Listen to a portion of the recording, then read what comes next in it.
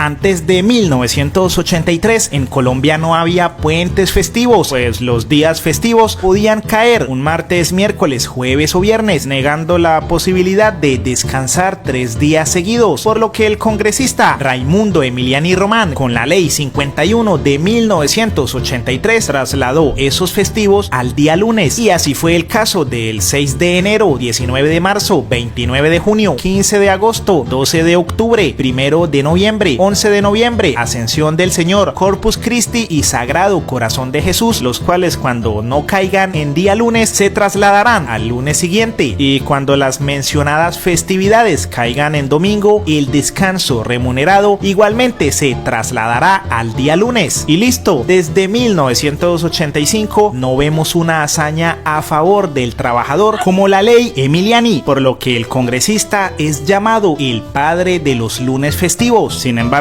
según este artículo de El Tiempo, los representantes a la Cámara, Carlos Vives y José Ramón Navarro, propusieron en el Congreso que los 10 lunes festivos se trabajaran y se pagaran en dinero, porque tantos puentes afectaban la producción y era preferible cambiarlos por mayores ingresos. Y con este tipo de tramullos es que roban al pueblo, pues al final, con unos aumentos del salario mínimo tan poco prósperos, nos quedaríamos sin festivos y sin mayores ingresos. El decreto 2663 de 1950, que estableció el Código Sustantivo del Trabajo, decía que el horario nocturno era desde las 6 p.m. hasta las 6 a.m. La ley también decía que el pago del trabajo en domingo o días festivos se pagaba de la siguiente manera. Primero, si el trabajador labora la jornada completa, se le paga salario doble, y si labora parte de la jornada, se le paga doblada la parte proporcional del salario. Y todos éramos felices desde 1950, ganando el doble si trabajábamos un domingo o festivo, y ganando recargos nocturnos desde las 6 de la noche. Sin embargo, personas que trabajan de saco, corbata y bajo techo, les pareció que estábamos ganando mucho dinero, a pesar de que la barra azul claro representa el sueldo de ellos, y la pequeña barra azul oscuro, que ni siquiera logra verse, representaba el salario mínimo de los colombianos. Pues en 2002, mientras ellos ganaban más de 14 millones, los que con impuestos pagábamos sus sueldos solo ganaban 309,000 pesos, y nos han tenido en tanta miserableza que la barra azul oscuro, que representa nuestro salario, apenas se ha movido, mientras que el sueldo de ellos pasó de 14 a 48 millones. De acuerdo a la Gaceta de Ley que nos quitó estos derechos, su autor fue Juan Luis Londoño de la Cuesta, en ese entonces ministro de Álvaro Uribe, y a quien después de su muerte en 2003, Álvaro Uribe dedicó estas palabras: los pobres recordarán su imagen cada que logremos alcanzar una de las metas que trazamos durante los meses de arduo trabajo, pero pocos saben que al contrario fue el autor de una ley que nos volvió más pobres. La ley fue defendida en el Congreso por Jesús Bernal Amorocho, quien más tarde fue condenado por corrupción y quien, según la Central Unitaria de Trabajadores, pretendía pagar la plata que se robó con conferencias de a 6 millones cada una. La ley también fue defendida por Óscar Iván Zuluaga, quien lleva un proceso en su contra por la financiación de Odebrecht. La ley también fue defendida por Jesús Pueblo Chamié, quien fue capturado en 2018 por un proceso abierto por parapolítica en la Corte Suprema de Justicia. Sí, estos señores lo primero que propusieron fue que el trabajo nocturno empezara desde las 9 de la noche hasta las 5 de la mañana, y al final, con la firma de Uribe y su ministro, nos quitaron nuestros pesitos extra. Por eso, si Emiliani es el padre de los lunes festivos, Uribe y compañía serían los padres de la opresión, la explotación y el abuso. Por eso Wilson Arias escribió: 30 años lleva posando a Álvaro Uribe Vélez de aliado del pueblo, pero es un traidor y su verdugo. Los derechos no son un capricho, son dignidad para el pueblo. Álvaro Uribe es un enemigo de los trabajadores. Hagamos memoria, pueblo. Con su contrarreforma laboral del 2002,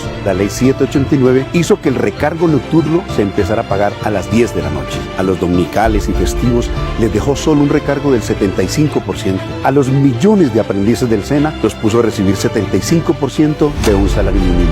Fue él quien permitió la creación de los esclavizantes contratos de prestación de servicios que denigraron al trabajador.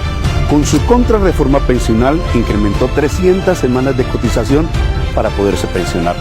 30 años lleva posando de aliado del pueblo trabajador y vulnerable, pero siempre los ha traicionado y sometido a la esclavización moderna. Ahora dice que recuperar los derechos laborales del pueblo es un capricho, que recuperar el recargo nocturno es un capricho, que las licencias por el nacimiento de un hijo es un capricho.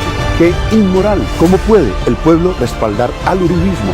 Date cuenta, Colombia, no ha existido alguien que haya degradado tanto la calidad de vida de los trabajadores como él, a defender la reforma laboral y pensional del presidente Petro. Los derechos no son un capricho, son dignidad para el pueblo.